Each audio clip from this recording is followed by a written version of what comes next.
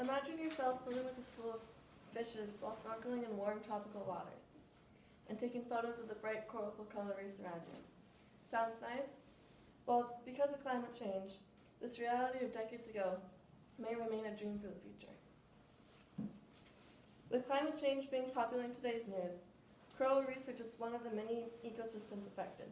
Through this speech, I will discuss what coral reefs are, what the causes and consequences are, and what scientists are saying that can help recover reefs. What are coral reefs? Coral reefs are fragile ecosystems that act as housing structures for a diversity of ocean life. According to ICUN's 2018 article, Coral Reefs and Climate Change, coral reefs have the highest biodiversity of any ecosystem and serve as indicators for the health. ICUN also states that coral reefs support over 500 million people throughout many countries, but the entire ecosystem is being threatened. These coral reef cities are being attacked by a disease called coral bleaching. According to the 2018 New York Times article, Australia's other great and threatened coral reefs, it explains how greenhouse gases in the atmosphere are causing warming waters, which result in the bleaching.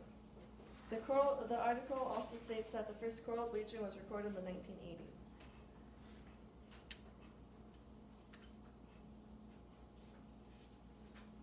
According to ICUN, coral reefs cannot survive frequent bleaching events. From 2016 to 2017, 50% of coral reefs were reported dead because of bleaching. Without healthy reefs, we lose something known as the underwater wall. The Washington Post report why the death of coral reefs could be devastating for millions of humans. That's just how 62 million people can be affected. Small islands such as the Kiribati, Tuvalu, the Maldives, and the Marshall Islands are the first ones to be affected because they're really close to the water. Scientists still believe that coral reefs may be able to recover, but it will take many years. The Appendix A of the Coral Reef Act of 2000 from the National Oceanic and Atmospheric Administration, also known as NOAA, is an act put in place by the government stated to preserve, sustain, and restore conditions of coral reef ecosystems. Even with this act, the bounce back of coral reefs may be limited. With no other mass coral bleaching events,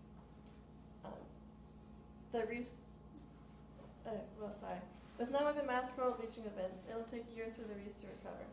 A National Geographic article states that it can take 5 to 10 years with no other bleaching events for the reefs to fully recover. What was once considered as the obvious tourist attraction for the tropical vacation is being threatened by climate change. Coral reefs are sensitive ecosystems that are being killed by bleaching caused by warming waters, and scientists are still trying to find ways to save them. These once beautiful, bright-colored coral reefs are just one of the many ecosystems around the world being threatened targeted by climate change. The future may either be filled with recovering reefs, or we'll be swimming in the consequences of this dying ecosystem.